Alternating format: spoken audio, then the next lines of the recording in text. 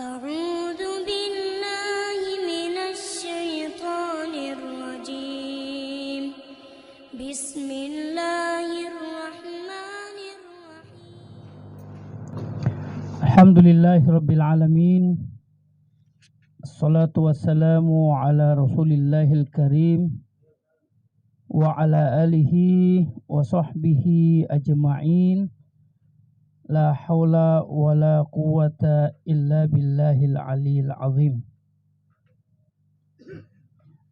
Amma ba'd,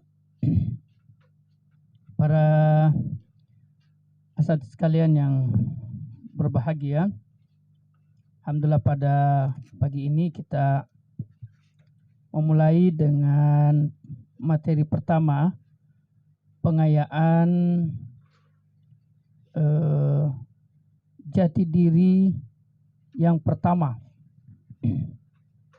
yaitu sistematika wahyu. Jati diri itu adalah karakter utama yang tidak ada pada orang lain atau tidak banyak yang memilikinya. Ya. Penetapan 6 jati diri ini itu ada yang bersifat nakli, ya, dalam tanda kutip, dan ada yang bersifat akli. Ada yang berdasarkan riwayat, ya, dan ada yang beriwayat dan ada yang berdasarkan dirayah. Ya. Ada yang tekstual dan ada yang istimbat. 6 jati diri ini. Apa yang saya maksudkan? Yang saya maksudkan itu bahwa dari 6 jati diri ini ada 2 yang memang disebutkan oleh Al-Ustadz Abdullah Said rahimahullah ta'ala. Ya. Dan ada 4 yang tidak disebutkan redaksinya oleh Al-Ustadz Abdullah Said. Kira-kira yang 2 itu yang disebutkan oleh Ustadz Abdullah Said, Ustadz Kaisar, apa itu? Sistematika wahyu dan imamah jamaah. Ahsan. Ya. 2 itu. Sementara 4 lainnya prinsipnya itu memang ditegaskan, diulas, ya, oleh Al-Ustadz Abdullah Said, tapi beliau tidak menyebutnya secara redaksional seperti kita menyebutnya. Al-Harakah Al-Jihadiyah, Jama'atun minal muslimin, ya. Lalu kemudian Ahlus Sunnah wal Jamaah, Al-Wasatiyah. Nah, itu memang tidak disebutkan oleh beliau secara tekstual bahwa inilah jati diri kita. Tapi kalau sistematika wahyu, imamah jamaah, selalu beliau menegaskan, ya, memperkuat, ya, menguatkan sebagai sikap utama dari hidayatullah, sebagai manhaj, sebagai landasan pergerakan dan perjuangan hidayatullah. Ya. Nah, adapun yang 4 itu ya merupakan istimbat kita, ya. Setelah kita tatabbu', setelah kita menelusuri bagaimana materi-materi beliau, pengarahan-pengarahan beliau, nah, akhirnya kita mengambil kesimpulan bahwa ini yang beliau inginkan atau ini yang beliau maksudkan, insya Allah. Ya. 6 jati diri itu. Nah, baik, ini kita brainstorming dulu. Brainstorming. 6 jati diri ini jangan sampai kita mereduksi dalam arti kata yang penting 6. Mau urut-urutannya tak balik-balik, ya. Al-Wasatiyah nomor 1, sistematika wahyu nomor 3, Jama'atun minal muslimin nomor 2, dan sebagainya. Itu tidak bisa, Pak. Harus urut karena, ya, berdasarkan daripada manhaj perjuangan kita memang harus seperti itu. Manhaj perjuangan kita sudah tercermin dari 6 jati diri ini, dari urut-urutan 6 jati diri ini. Itulah perjalanan perjuangan hidayatullah kalau mau dibaca, ya berdasarkan urut-urutannya itu. 6 jati diri ini. Ya. Yang kedua, kenapa tidak boleh diputar-putar? Karena ini amanah PDO. Ya. Di video itu di paragraf keempat atau di paragraf 4 dan 5 disebutkan bahwa perjuangan menegakkan peradaban Islam tidak bisa kalau tidak mengikuti perjuangan Rasulullah. Dan perjuangan Rasulullah itu hanya bisa diwujudkan dengan manhaj sistematika wahyu. Ya. Nah, maka itu yang pertama. Ya. Itu yang pertama. Ya. Ya. Dan manhaj sistematika wahyu ini yang merupakan refleksi atau ijtihad kita terhadap pola perjuangan Rasulullah SAW itu adalah manhaj perjuangannya Ahlus Sunnah wal Jamaah. Semua siapapun juga kalau dia mengklaim sebagai aswaja Ahlus Sunnah wal Jamaah, maka dia pasti mengikuti pola perjuangan Rasulullah. Dan bagi Hidayatullah, pola perjuangan Rasulullah itu namanya sistematika wahyu. Maka siapapun yang mengklaim diri sebagai aswaja, pada prinsip Hidayatullah pasti dia berjuangnya dengan manhaj sistematika wahyu. Meskipun mungkin mereka tidak menyebutnya seperti itu. Ya. Nah, jadi itu dibaca saat nanti, dihafal, dipahami dari paragraf 4 dan 5 dari PDO itu. Atau mungkin di buku Jadwal Bayani ada di paragraf kedua dan paragraf ketiga. Sudah dituang oleh Ustadz Hanif juga, sudah dinukil. Nah, sehingga urut-urutannya itu nanti mutarobi kita paham. Sehingga mereka tidak sekedar menyebut ya 6 jadi 1, yang penting 6. Tidak boleh. Karena itu akan mengacaukan daripada sistematika perjuangan Hidayatullah. Ya, kenapa sistematika wahyu pertama dan kenapa Al-Wasatiyah ini terakhir? Itu ada posisinya masing-masing. Ya.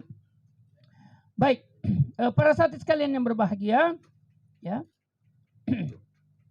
Nah, yang pertama adalah sistematika wahyu. Ya.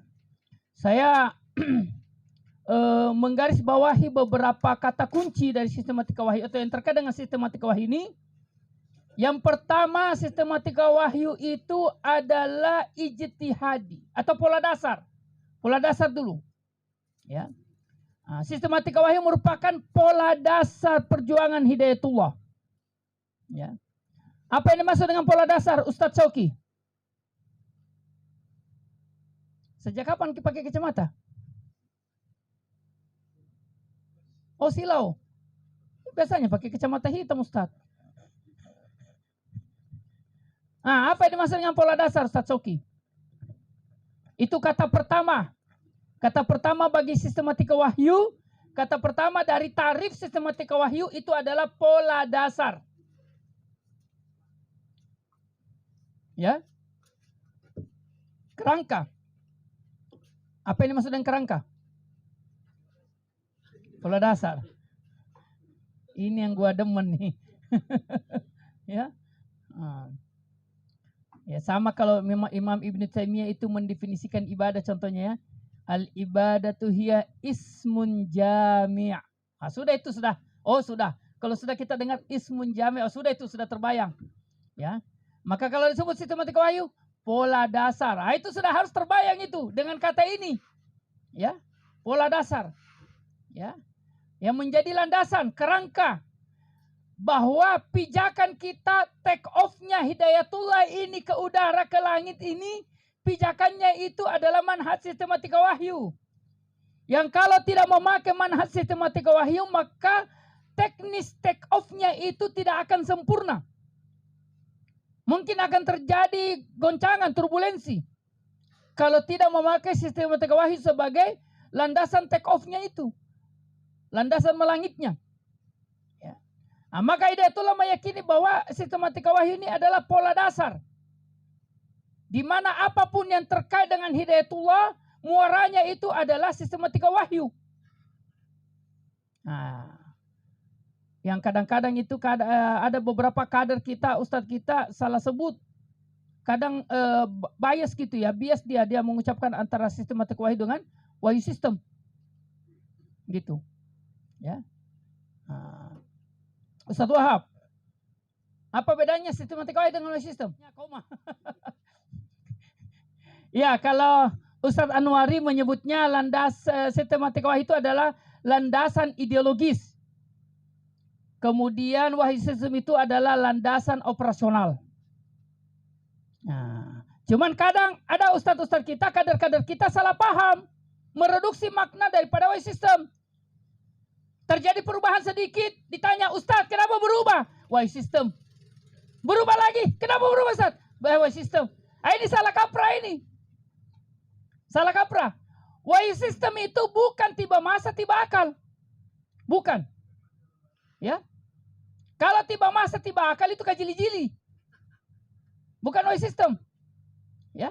Wahyu sistem itu adalah sebuah realita yang bertolak dari perencanaan, dari musyawarah, dari rekayasa yang kemudian realitanya tidak sesuai dengan perencanaan di awal.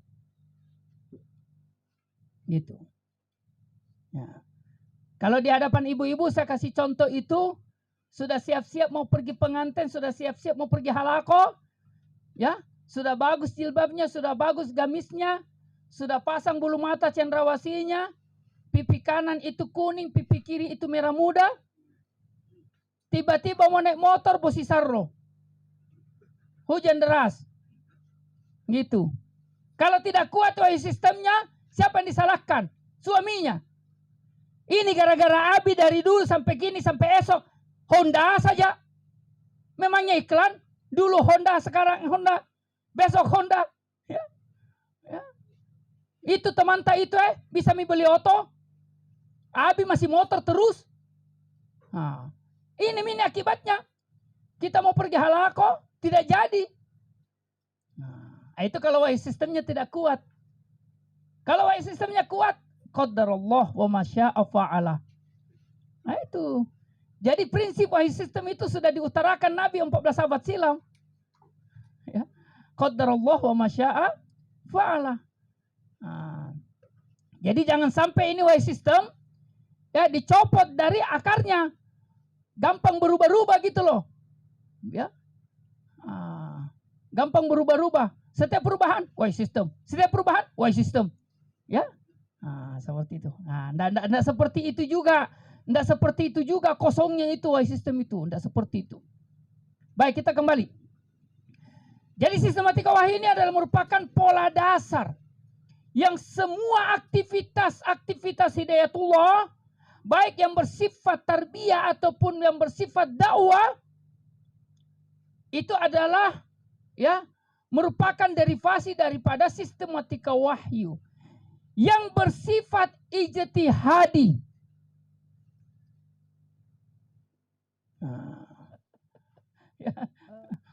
Baik, ijtihadi itu adalah yang tidak bersumber dari Al-Quran dan Sunnah secara tekstual. Ya. Yang tidak bersumber dari Al-Quran dan Sunnah secara tekstual. Artinya ijtihadi itu tetap dari Quran dengan Sunnah, cuman kontekstual. Nah, sistematika wahyu itu ijtihadi artinya apa? Artinya apa? Ya, tidak lepas dari Quran dengan Sunnah. Tidak lepas. Ya. Ini yang kadang-kadang saya bilang sama teman-teman di daerah. Kalau ada kelompok lain, mohon maaf nih. Kalau ada kelompok lain yang mengatakan, nahnus salafi, ya, kami salafi. Saya bilang jangan takut juga, jangan takut.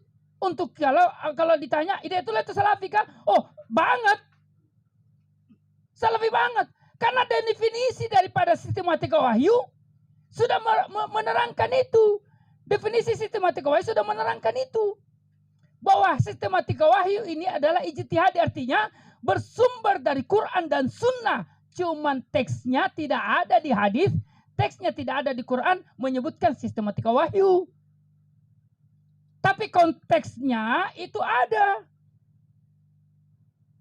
Ada. Ya. Nah, jadi itulah ijtihadi. Nah, apa makna kedua dari ijtihadi? Makna kedua dari ijtihadi bahwa Hidayatullah ini membuka diri. Membuka diri, manhaj tarbiyah dan dakwanya itu berubah. Kalau memang ada ijtihad yang lebih kuat. Jadi ini bukan bukan barang yang kita ini physical distancing. Bukan. Tidak boleh disentuh. Yang istilah orang Jenepontonya itu, sistematika wahyu itu bukan untouchable. Ya. Nah, itu orang Jeneponto yang besar di Inggris, Ustaz. Ya, itu. Ini bukan barang yang tidak bisa disentuh. Makanya kami ya biasa sampaikan, Ustaz Nasirul biasa sampaikan ke kader-kader kita di Timur Tengah, silakan kaji ini sistematika wahyu. Karena Bapak pemimpin umum dulu itu waktu menengok kami berempat di Madinah, saya, Ustaz Nasirul Haq, Ustaz Hamudi dengan Ustaz Mukhlis menyampaikan itu juga. Dikaji-kaji ini ya, dikaji-kaji. Ya. Ditanya-tanya gurunya di sini. Seperti itu. Ya, maka kita menyampaikan itu juga kepada kader-kader kita di Timur Tengah. Silakan. Ya. Pernah sekali ada kader kita ikut marhalah Ustaz Nasirul yang ngisi. Dia bilang, Ustaz, kata Syekh saya di Madinah tidak benar itu sistematika wahyu. Apa jawabannya Ustaz Nasirul? Ustaz Nasirul orang pintar, Pak. Beliau bilang begini, cara bertanyanya antum bagaimana? Ya, cara bertanyaannya bagaimana antum? Jangan sampai cara bertanyaannya salah. Gitu. Dia bilang cara bertanya saya itu begini Ustaz, begini. Kata Ustaz Nasirul, cara bertanyaannya antum yang salah. Memang sudah menggiring. Coba tanya si antum dengan pertanyaan begini, baru tunggu jawabannya. Ya. Jadi ijtihadi Pak, sistematika wahyu ini ijtihadi. Artinya apa? Satu waktu ada kader kita yang tatabbul adillah, dia menelusuri dalil-dalil, lalu kemudian dia mendapati bahwa memang jauh lebih kuat Al-Mudaththir itu surah kedua, jauh lebih kuat Al-Mudaththir surah kedua, lalu kemudian Al-Qalam itu di surah keberapa. Kalau memang dia bisa meyakinkan kita, insya Allah Hidayatullah itu dengan legowo, dengan ridho akan merubah manhajnya. Kalau memang bisa membuktikan itu. Alhamdulillah Ustadz Alimin Mukhtar di Malang sudah mengumpulkan itu dalil-dalil dan menuliskannya Sardul Adillah sebanyak 400-an halaman. Dalilnya saja Pak, bukan penjelasan, bukan syarah. Dalilnya saja, Sardul Adillah, dirunut dalil-dalilnya 400-an halaman. Kenapa itu? Apa dalilnya? Al-Alaq, Al-Qalam, Al-Muzammil, Al-Mudaththir, Al-Fatihah. Urut-urutannya begitu. 400-an halaman. Jadi kalau Ustadz Sumaryadi mau merubah itu, tulis juga lebih dari 400 halaman. Kalau bisa begitu, insya Allah Abah dengan senang hati. Tapi fontnya itu kalau menulis 400 halaman, fontnya 12. Jangan satu halaman 2 huruf. Ya, baik. Ahlan wa sahlan Ustaz Anwar, barakallahu fiik. Ya. Jadi itu yang kedua, ciri utama dari sistematika wahyu. Definisi kedua daripada sistematika wahyu adalah ijtihadi. Yang ketiga, sistematika wahyu itu merekonstruksi. Ini bahasa marhala wusto. Bahasanya Ustaz Suma ini di marhala wusto ini. Rekonstruksi itu terdiri dari berapa kata? 2 kata. Re dan konstruksi. Re itu artinya apa? Mengulang, kembali. Konstruksi? Membangun. Berarti membangun ulang. Rekonstruksi membangun ulang seperti bangunan pertama. Itu rekonstruksi. Kayak puzzle gitu kan? Kayak puzzle. Kita susun ulang seperti bentuknya pertama. Kapan tidak sesuai dengan bentuknya pertama, pasti ada penggalan puzzle itu tidak terpasang. Pasti. Gitu. Nah, artinya ketika bangunan ini dibongkar, baru kemudian dibangun kembali, biar bagaimanapun juga satu paku pun tidak boleh tidak terpasang lagi. Itu rekonstruksi. Ya. Maka sistematika wahyu ini merekonstruksi artinya apa? Apa yang mau dibangun oleh sistematika wahyu itu bukan hasil ijtihadnya Hidayatullah, bukan imajinasi Ustaz Abdul Said, bukan. Ya. Jadi ada teori manajemen zaman now. Teori manajemen zaman now itu apa bunyinya itu? Start with the end. Bukan the end. Apa bacanya start Suwito? The end atau the in? The end ya? Ya. Ya. Jangan sampai seperti ceritanya Ustadz Hairil. Kalau ke Jakarta kok perhatikan memang jangan sampai salah ngomong. Bagaimana? Akhirnya ke Jakarta dia katanya ke pasar. Bang, telurnya berapa? Oh, ditambah R terakhirnya. Kalau di Bugis telur. Jakarta telur. Oh, gitu. Akhirnya dengar itu. Ya salah ngomong lah dia. Tapi cerita utuh sama Ustadz Hairil ya. Jangan sama saya. Ya. Gitu. Baik. Jadi Ustadz Abdullah Said itu bukan berimajinasi. Beliau sudah punya target. Ya. Bahwa apa yang dibangun oleh Rasulullah SAW itulah yang ditarik ke belakang. Ya. Ditarik ke belakang ke zaman kita.